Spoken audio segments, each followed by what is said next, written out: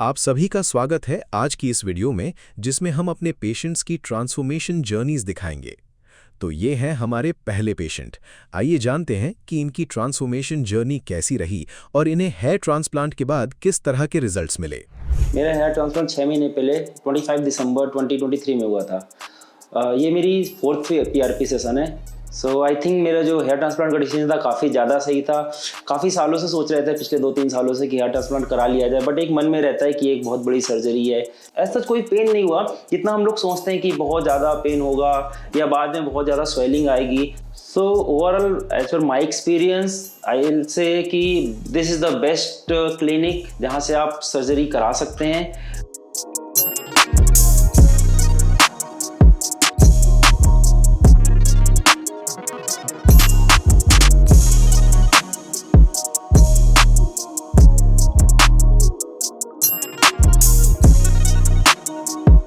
मेरा hair transplant 6 महीने पहले 25 दिसंबर 2023 में हुआ था। ये मेरी 4th PRP सेशन है और इन 6 महीनों में हेयर ग्रोथ काफ़ी ज़्यादा हुई। जितनी एक्सपेक्टेशन थी मेरी उससे भी ज़्यादा हमें दिख रहे रिजल्ट काफ़ी अच्छे आ रहे हैं। और बात करें अगर मेरे कॉन्फिडेंस की, जो पहले कॉन्फिडेंस था और अब है उसमें काफ़ी ज़्यादा इम्प्रूवमेंट हुए हैं और लुक में भी काफ़ी इम्प्रूवमेंट आया है। इससे पब्लिक स्पीकिंग करते हैं, मेरा प्रोफेशन भी थोड़ा टीचिंग का है तो उसमें थोड़ा इम्पैक्ट आता है काफ़ी। तो काफ़ी चेंजेस आ गए हैं मेरे look wise and confidence wise, everything is improving. So मेरी जो हेयर लाइन है काफ़ी अच्छी बनी है। जब हम देखते हैं, मतलब इसको हम चाहे तो इस साइड से झाड़ते हैं, लेफ्ट साइड से या राइट साइड, दोनों तरफ से हम झाड़ सकते हैं इसको। हेयर लाइन काफ़ी क्लियर है मेरी। और अगर दूसरों की बात किया, जो मेरे पहचान, जो हमको जानते हैं लिटरली, जिन्होंने कि हमने हेयर ट्रांसप्लांट कराया हुआ है, तो वो कहते हैं कि बेस्ट हेयर ट्रांसप्लांट जिन्होंने अभी तक देखा है। कई सारे दोस्त हैं, सबका देखा हमने और लोगों ने भी देखा। तो ये बेस्ट हेयर ट्रांसप्लांट था जो इसमें जो मेरी ग्रोथ है। और जो लोग नहीं जानते कि मेरा हेयर ट्रांसप्लांट हुआ है तो उनको पता ही नहीं चलता है कि हमने हेयर ट्रांसप्लांट कराया है या मेरे पहले से ही बाल थे। सो आई थिंक मेरा जो हेयर ट्रांसप्लांट का डिसीजन था काफ़ी ज़्यादा सही था। काफ़ी सालों से सोच रहे थे, पिछले 2-3 सालों से, कि हेयर ट्रांसप्लांट करा लिया जाए, बट एक मन में रहता है कि एक बहुत बड़ी सर्जरी है। लेकिन ऐसा कराने के बाद लगा नहीं कि ये बहुत ज़्यादा बड़ी सर्जरी है। आई थिंक अगर आपको कराना है तो इंस्टेंट डिसीजन ले लीजिए। Hair transplant is not a big deal. आपको थोड़ा सा प्रोसेस होता है, 10 से 15 दिन थोड़ा केयर करनी होती है, उसके बाद थोड़ा नॉर्मल हो जाता है, everything is back to the normal हो जाता है। सो प्रॉब्लम नहीं होती। हेयर रिसीडिंग मेरी स्टार्ट हो गई थी आज से लगभग बात करें 10 साल पहले, जब हमने बीटेक स्टार्ट किया था तभी से मेरा हेयर फॉल स्टार्ट हो गया था। जब लखनऊ में गए थे, लगा था पानी चेंज हुआ, फिर हवा पानी ये सब होता है कि काफ़ी कुछ चेंज किया। फिर हमने काफ़ी ज़्यादा मेडिसिन यूज़ की, होम्योपैथी भी यूज़ की है, एलोपैथी भी यूज़ की है। थोड़ा इंप्रूवमेंट आता था, रुक जाते थे, बट ऐसा नहीं हुआ कि नए हेयर आ गए। तो काफ़ी ज़्यादा हमने यूज किया, काफ़ी ज़्यादा ऑयल्स भी यूज कर डाले, सारे ऑयल्स, एलोपैथी, मतलब हेयर सर्जरी ना करानी पड़े ये छोड़कर हमने सारे यूज कर लिए। स्टेबिलिटी मिल जाती थी बट ऐसा कुछ नहीं था कि ग्रोथ हो रही थी। तो तभी मेरा ये था कि एट लास्ट हमको हेयर ट्रांसप्लांट कराना ही है। तो फिर हमने ये QST पर आए और ट्रांसप्लांट कराया। इसके पहले क्लिनिक विजिट की बात की जाए तो क्लिनिक विजिट हमने किए नहीं। लिटरली मेरा एक फ्रेंड है, उन्होंने यहाँ से हेयर ट्रांसप्लांट कराया, तो उनसे हमने बात की थी कि हेयर ट्रांसप्लांट कहाँ से कराया जाए। तो उनका ये रिसर्च था, उन्होंने बहुत ज़्यादा रिसर्च की हुई थी और उन्होंने बोला दिस इज़ द बेस्ट। तो हम सीधा यहाँ पर आ गए। मेरी पर्सनल कोई भी विजिटिंग नहीं थी कहीं पर और this is the best. I think मेरा तो सीधा आया, मेरा पहला यहाँ का एक्सपीरियंस था और बेस्ट एक्सपीरियंस है। रिजल्ट बहुत ज़्यादा अच्छे आ रहे हैं। बीच के जो सारे प्रोसेस थे बहुत ही स्मूथली हुए। मेडिसिन हमारी कुरियर हो जाती हैं, कभी हम यहाँ पर जब आते हैं PRP कराने तब भी ले लेते हैं। तो everything is going very smoothly and results are looking very good. फिर जब यहाँ पर QST पर आए तो यहाँ का जो माहौल देखा, जैसा सुना था कि अपने फ्रेंड से, कि यहाँ पर जो क्लीनिनेस है बहुत ज़्यादा है। हेल्थ एंड हाइजीन पर काफ़ी ज़्यादा ध्यान दिया था। हाइजीन तो इतना ज़्यादा मेंटेन था कि देख कर लगता है कि नहीं, ये एक बहुत ही अच्छी क्लास का A स्टैंडर्ड का क्लिनिक है। और सभी जो डॉक्टर्स हैं या स्टाफ है, सपोर्टिंग स्टाफ है, सब लोग बहुत अच्छे से हेल्प करते हैं, सपोर्ट करते हैं। Everything is good. Then surgery की बात की जाए तो सर्जरी के पहले तो लिटिल बिट नर्वस तो सबको ही होते हैं, मतलब एक हल्का नर्वसनेस रहता है। बट मेरे साथ क्या था, नर्वसनेस प्लस एक्साइटमेंट दोनों थी कि कुछ करने जा रहे हैं, कुछ नया एक्सपेरिमेंट करने जा रहे हैं अपने साथ ही। तो सर्जरी की बात की जाए, सर्जरी बहुत ही स्मूथली हुई। 2 दिन चला मेरा प्रोसेस, 2 दिन का हुआ। 3300 ग्राफ्ट्स लगे थे। आधा स्टेप पहले दिन हुआ, देन नेक्स्ट डे 7 मॉर्निंग से नाइट 7 PM तक पूरा 12 आवर्स का पूरा एक सेशन था। तो पूरे एक दिन में मेरे 3300 ग्राफ्ट्स लग गए थे। और सर्जरी के ड्यूरिंग जो पेन की बात की जाए तो आपको एनेस्थीसिया दे दिया जाता। पेन ऐसा कुछ खास फील हुआ नहीं। डॉक्टर्स बीच बीच में पूछते रहते हैं कहाँ पर आपको दर्द हो तो नहीं रहा है, तो लोकल एनेस्थीसिया दे देते हैं। तो ऐसा कोई ऐसा कोई पेन नहीं हुआ जितना हम लोग सोचते हैं कि बहुत ज़्यादा पेन होगा या बाद में बहुत ज़्यादा स्वेलिंग आएगी। तो स्वेलिंग भी उतनी ज़्यादा नहीं आई, पेन बहुत ही नॉमिनल था, जितना मतलब कि आप इतनी बड़ी सर्जरी कर रहे हैं, बहुत ही नॉमिनल पेन था। एक अगर इंजेक्शन लगता है तो फिर दर्द तो होता है थोड़ा बहुत ही नॉमिनल सा दर्द था। और स्वेलिंग भी बहुत नॉमिनल थी, जितनी ज़्यादा सुनी थी फेसबुक या यूट्यूब वगैरह में कि स्वेलिंग बहुत ज़्यादा होती है, मेरे साथ ऐसा कुछ हुआ नहीं, हल्का बहुत स्वेलिंग थी और वो भी 5-6 दिन में पूरी डाउन हो गई थी। और I think in next 10 days हम वापस वर्किंग में लौट गए थे अपने। तो मेरे 3300 ग्राफ्ट निकाले गए थे जो कि मेरे बैक साइड से निकाले गए थे। अब आप देख सकते हैं बैक साइड की कंडीशन पूरी तरह से नॉर्मल हो चुकी है, पूरे पहले जैसे बाल हो चुके हैं। मेरे जो बाल निकाले गए थे ये विदिन 5 to 7 डेज ये हील हो गए थे। लग ही नहीं रहा था कि पीछे से कुछ बाल निकाले गए। आई थिंक 7 डेज में पूरा हील हो गया था। उसके बाद से 10 दिन बाद तो लगने पूरे बाल आ गए थे पीछे प्रॉपर। तो लगा नहीं कि कुछ पीछे से बाल कुछ ऐसा कुछ घाव हुआ, केवल 1-2 दिन का प्रॉब्लम था जिसमें आपको थोड़ा सा केयर करनी होती है। तो केयरिंग की बात की जाए, ट्रांसप्लांट की बात, केयरिंग में जो भी हमको बताया गया डॉक्टर द्वारा सब हमने फॉलो किया। धूप में नहीं जाना था, अच्छे से रखना था, डस्ट वगैरह से प्रिकॉशन करनी थी, कैप वगैरह पहनना था। तो ये हम सारी प्रिकॉशन हमने ली, दवा टाइम पर ली। 1 महीने बाद दवा स्टार्ट हो जाती है, दवा पूरी हमने टाइम टू टाइम ली। सेडिंग फेज, उसके बाद सेडिंग फेज स्टार्ट होता है। 2 से 3 महीने बाद सेडिंग फेज आने लगता है, धीरे धीरे बाद सेड होने लगते हैं। बट मेरा उतना सेड नहीं हुआ जितना हम यूट्यूब वगैरह में देखते हैं। कई बार तो बोलते हैं कि 10% से लेकर 90% तक सेड हो जाता है, बट मेरा ऐसा हुआ नहीं। 30 to 40 परसेंटेज वाइज बात की जाए 30-40% मेरा सेडिंग हुआ था और ये करीब 3 से 3rd to 4th मंथ के बीच में हुआ था। उसके बाद आफ्टर 4 मंथ ये वापस गेन होना शुरू हुआ।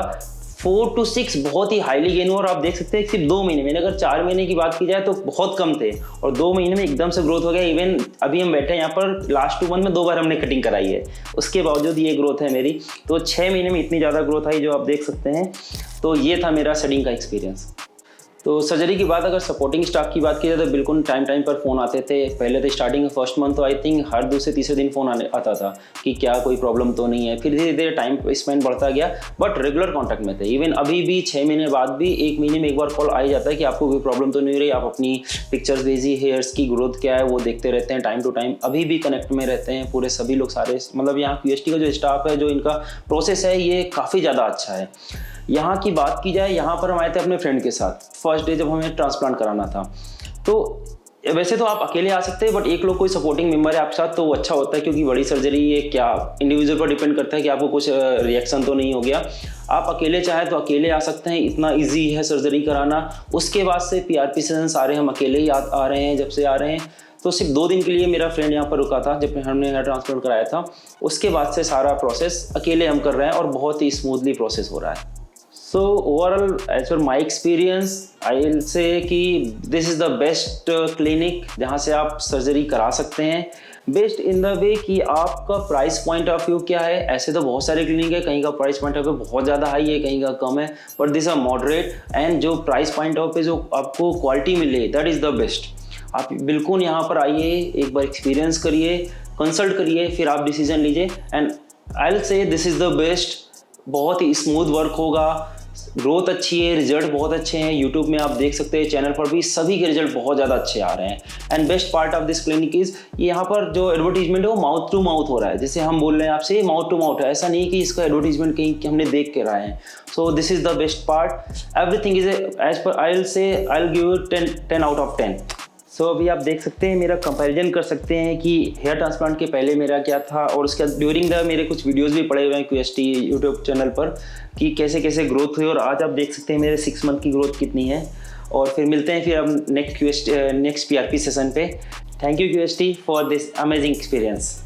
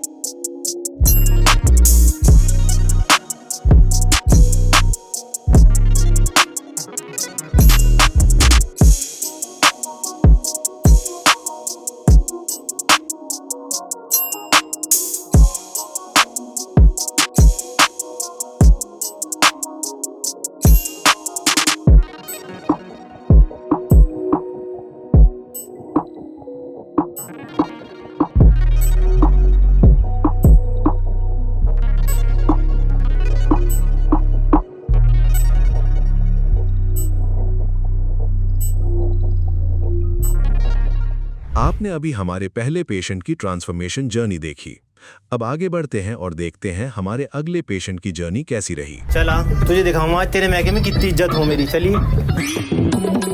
अरे मेरी फुप्पो भाड़ू जंगली चढ़ा जा रहा है मुंह पे को है। तो hello guys, this is Irfan dreamer और मैं आ चुका हूँ QST क्लिनिक पर। अभी देख सकते हैं आप मेरी हेयर की कंडीशन। तो चलिए मिलते हैं अंदर, देखते हैं आगे का प्रोसीजर क्या है।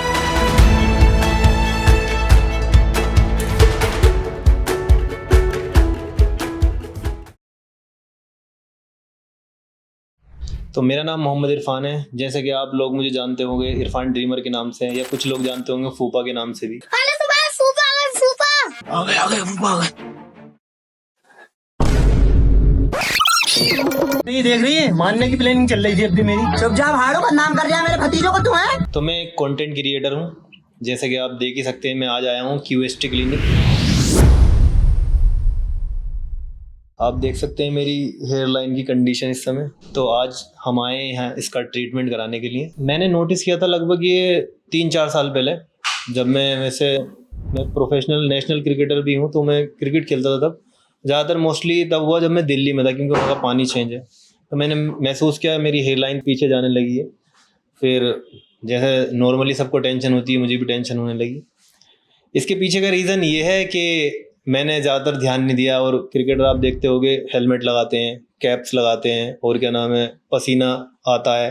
तो उन सब चीज़ों में मेरा डेंड्रफ का भी बहुत इशू था। सर में डेंड्रफ ज़्यादा रहता था, तो उसकी वजह से हेयर लॉस होना शुरू हुआ। फिर धीरे धीरे करके आज ये कंडीशन है, आप देख ही सकते हो। सबसे ज़्यादा तो यही है कि जैसा मान लो थोड़ा बहुत हम भी एक्टिंग करते हैं, तो बीइंग एक्टर सबसे ज़्यादा तो लुक यहीं से आता है इंसान का। तो मतलब मैं ये कह सकता हूँ कि अगर ये चीज़ है इंसान को, तो 50% उसका कॉन्फिडेंस लो हो ही जाता है। 50% 100 में से।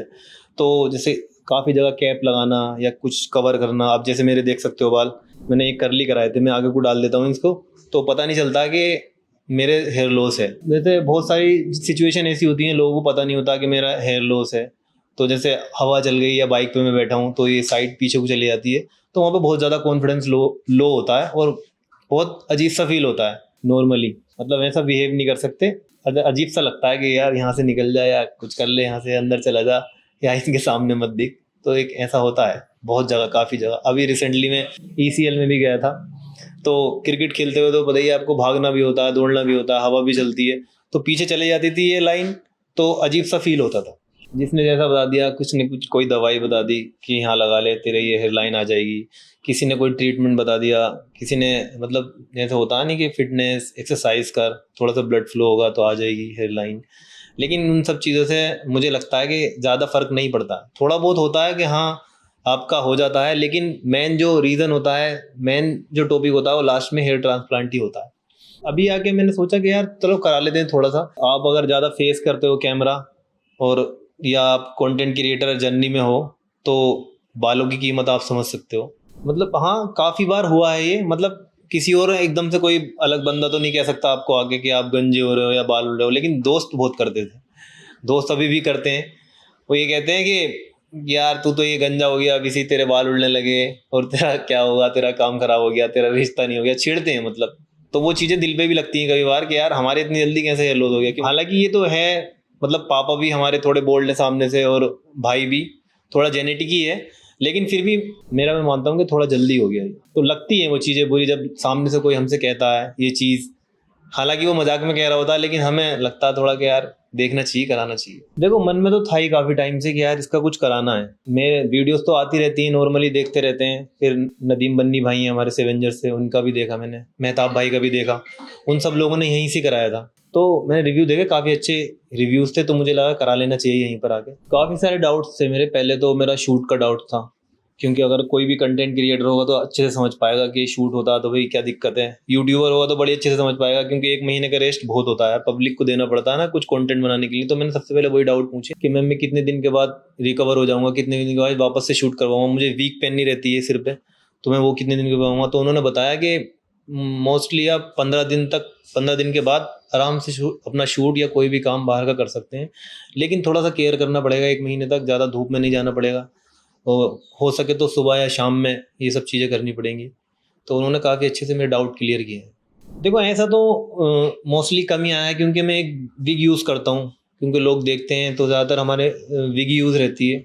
लेकिन फिर भी कहीं ना कहीं मन में एक रहता ही है अपने, जब होता है गम तो, कि मुझे यहाँ कराना है शूट। वो अभी काफ़ी सारे आगे से ये शूट आएंगे कि मुझे वो विग ही थोड़ी पहननी पड़ेगी, मुझे रियल भी तो दिखाना पड़ेगा। तो मुझे लगता है कि अब मुझे करा लेना चाहिए। हेयर विग और ये पैचेस के बारे में बहुत सोचा मैंने कि यार ये मुझे कर लेना चाहिए, अच्छे लगेंगे, लुक्स तो आएगा ही कम से कम। लेकिन कभी मैंने एक बार ट्राई किया तो मैंने देखा लगा के, तो इतना कंफर्टेबल भी नहीं हो रहा था, और फिर अलग लग रहा था, नेचुरली नहीं लग रहा था। ये बाल अलग और उधर के बाल अलग, थोड़ा ऐसा फील हो रहा था। फिर एंड ऑफ द मोमेंट मेरा एक ही था कि नेचुरली होना चाहिए और अच्छा होना चाहिए, मतलब तुम्हारे बाल सेम लगे आगे और पीछे के। एक बार मैंने लगाया था विग, लेकिन उसमें मुझे बिल्कुल भी मज़ा नहीं आया। तो मैंने सोचा कि ट्रांसप्लांट ही एक बेहतर ऑप्शन है।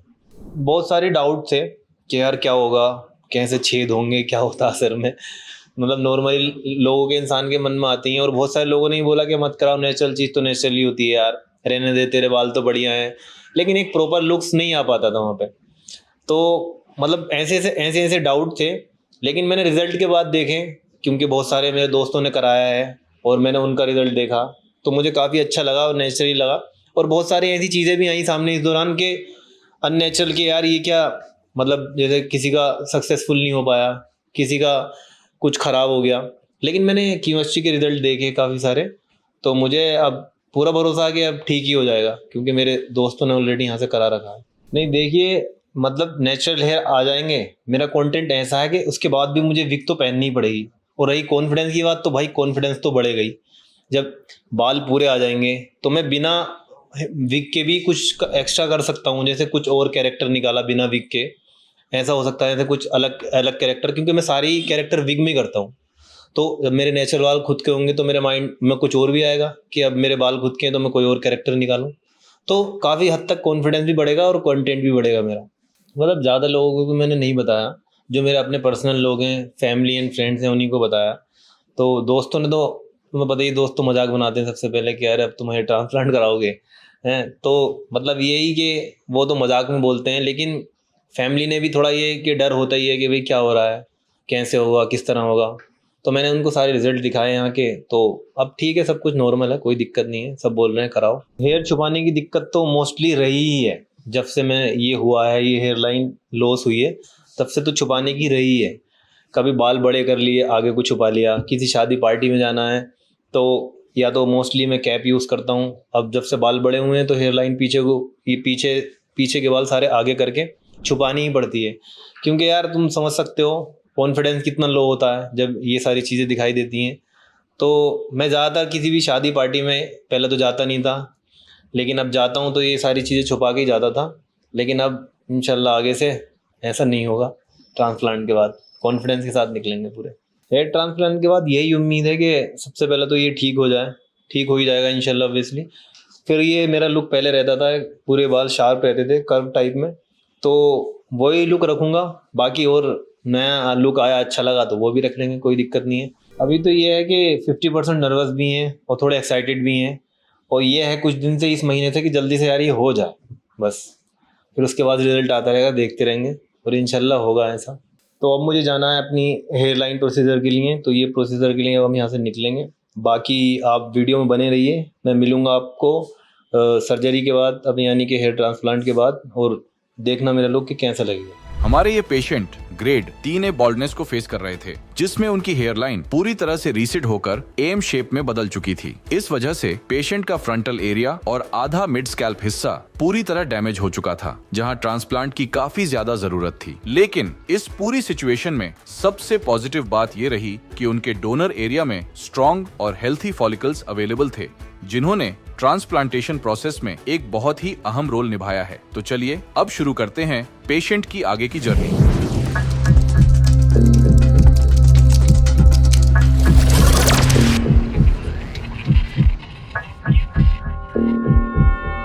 यहाँ पर मेरी सर्जरी हो रही है लगभग सुबह 9 बजे से, लगभग 7-8 घंटे बीत चुके हैं। काफ़ी अच्छा एक्सपीरियंस है, स्टाफ एंड डॉक्टर काफ़ी फ्रेंडली हैं। पता तो अभी तक नहीं चला है कोई भी पेन का, ज़्यादा थोड़ा बहुत तो होता ही है, लेकिन उसमें भी काफ़ी सारे अच्छे से ट्रीट किया है डॉक्टर साहब ने मुझे। अच्छे से सर्जरी हो रही है, ऑलमोस्ट डन हो चुकी है। अभी बीच में तो मैं सो गया था, मुझे पता भी नहीं चला था। लगभग 8 घंटे तो हो ही चुके हैं लगभग लेटे लेटे, लेकिन ऐसा कुछ भी नहीं लगा कि बहुत टाइम हो गया। मेरे ड्राफ्ट लगभग 4000 के आसपास ड्राफ्ट लगने थे, 3800 के आसपास लग चुके हैं। बाकी 1-2 घंटे में मेरा ट्रांसप्लांट ऑलमोस्ट कंप्लीट हो जाएगा। मेरा ये ट्रांसप्लांट हो रहा है QST टेक्निक, क्विक टेक्निक से। बीच बीच में मुझे बैच वाइज होता है, बीच बीच में गैप भी मिल रहा है, थोड़ा थोड़ा गैप मिला है और आराम भी दिया गया है। काफ़ी अच्छी तरीके से टेक्निक से ये हो रहा है और पता भी नहीं चलता है। तो मैं ये डिसीजन सोच रहा था मैं पहले कि काफ़ी सही रहेगा या नहीं रहेगा, लेकिन अब मुझे एक्सपीरियंस हो रहा है कि काफ़ी अच्छा है एंड बेटर है, क्योंकि मुझे पता ही नहीं चला।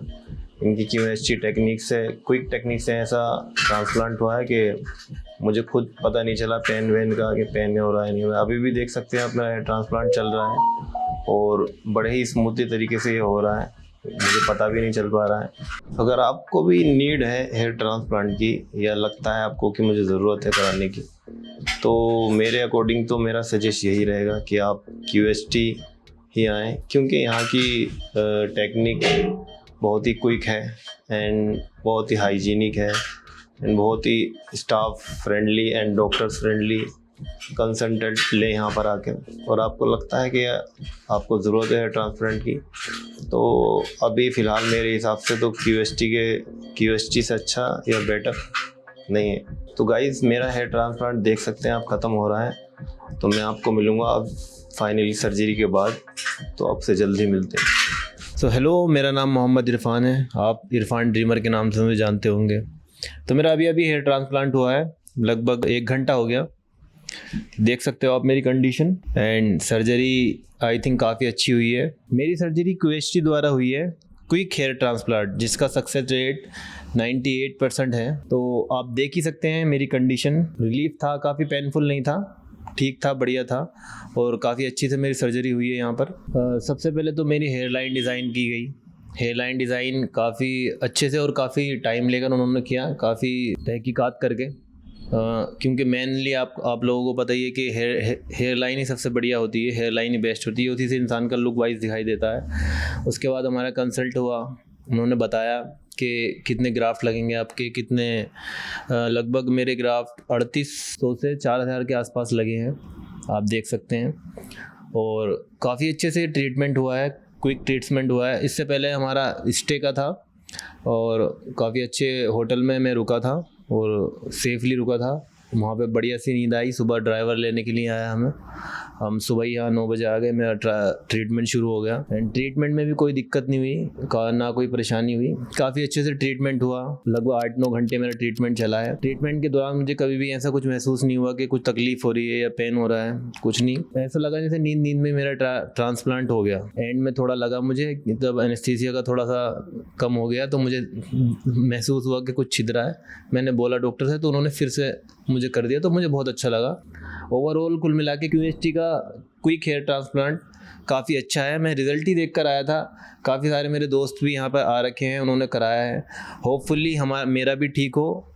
और वैसे तो 98% इनका सक्सेस रेट है, बाकी अभी हम भी देखेंगे हमारा कैसा आता है। इंशाल्लाह हमारा भी 98% है, तो अच्छा ही आएगा। मैडम ने मुझे बताया, मैंने उनसे, मेरा डाउट था कि मेरा शूट का रहता है काम, तो उन्होंने बताया आफ्टर 15 डेज़ में कर सकता हूँ आराम से शूट, कोई दिक्कत नहीं है, बस थोड़ा उसका ध्यान रखना पड़ेगा। वाटर दिया है उन्होंने, उससे वॉश करना पड़ेगा डेली। थोड़ा सोने में मुझे ध्यान रखना पड़ेगा, स्ट्रेट सोना है बिल्कुल, अभी करवट वगैरह नहीं लेनी, बस इसका ख्याल ही रखना है मुझे। और खाने पीने का थोड़ा परहेज़ है, ये चावल वगैरह नहीं खाने हैं अभी, थोड़ा नॉन वेज नहीं खाना है, थोड़ा दाल वगैरह खानी है अभी 15-20 दिन तक। उसके बाद ओवरऑल सब ठीक ही हो जाएगा। बस यही इसकी मेन चीज़ जो है, केयर करनी पड़ेगी अभी लगभग 20 दिन तक का मेरा यहाँ का एक्सपीरियंस काफ़ी अच्छा रहा है। और फिर डॉक्टर एंड फ्रेंड्स, स्टाफ, आप लोग, काफ़ी अच्छा फ्रेंडली बिहेवियर था। और अभी ये यहाँ तक का प्रोसीजर मेरा हो गया है, आगे का PRP का प्रोसीजर होगा, वो 1 महीने के बाद, मैम ने बताया 25 डेज़ के बाद होगा। अगर आप लोग भी हेयर लॉस से सफ़र कर रहे हैं या आपके भी हेयर लाइन नहीं है या हेयर लॉस हो चुका है और काफ़ी परेशान है, कॉन्फिडेंस में कमी है, तो मेरा एक्सपीरियंस तो यही है कि लिए आप एक बार QST आकर कंसल्ट ज़रूर करें। आपको यहाँ पूरी सुविधा मिलेगी और पूरी आपका 100% श्योरेंस मिलेगा कि आपके दोबारा से ट्रांसप्लांट के ज़रिए हेयर रिग्रोथ हो जाएंगे। मैं भी आपको अपना ट्रांसप्लांट दिखाऊंगा after 1 month. Thank you. Baldness assessment के बाद हमारे एक्सपर्ट्स ने पेशेंट की स्कैल्प का एक डिटेल्ड ट्राइकोस्कोपी एनालिसिस किया। इसके बाद एक कस्टम शेप्ड हेयरलाइन डिजाइन की गई, जो न सिर्फ फेस स्ट्रक्चर के हिसाब से परफेक्टली बैलेंस थी, बल्कि नेचुरल एजिंग पैटर्न्स को ध्यान में रखते हुए थॉटफुली क्राफ्टेड की गई थी। हेयरलाइन को ग्लबेला पॉइंट से साइंटिफिकली मेजर्ड डिस्टेंस पर मार्क किया गया, जिससे सिमेट्री और प्रोपोर्शन दोनों मेंटेन रहे। इसके साथ ही फ्रंटल जोन और मिड स्कैल्प एरिया को केयरफुली आउटलाइन किया गया, ताकि फाइनल इम्प्लांटेशन एक सीमलेस और नेचुरल फ्लो में पूरा हो पाए। सर्जरी के दौरान सबसे पहले हेयरलाइन जोन में सिंगल और थिन हेयर फॉलिकल्स को इम्प्लांट किया गया। साथ ही फ्रंटल और हाफ मिड स्कैल्प एरियाज में डेंसिटी बढ़ाने के लिए डबल और ट्रिपल हेयर फॉलिकल्स को स्ट्रेटेजिकली इम्प्लांट किया गया, जिससे वॉल्यूम और कवरेज दोनों में रिमार्केबल इंप्रूवमेंट अचीव हो। इस पूरे केस में टोटल 3900 ग्राफ्ट्स इम्प्लांट किए गए, जिन्हें पेशेंट के सेफ डोनर जोन से केयरफुली एक्सट्रैक्ट किया गया था। अगर आप भी अपने लुक को बॉल्ड से यंग और एनर्जेटिक में ट्रांसफॉर्म करना चाहते हैं तो अपनी अपॉइंटमेंट बुक करें हमारे एक्सपर्ट टीम के साथ।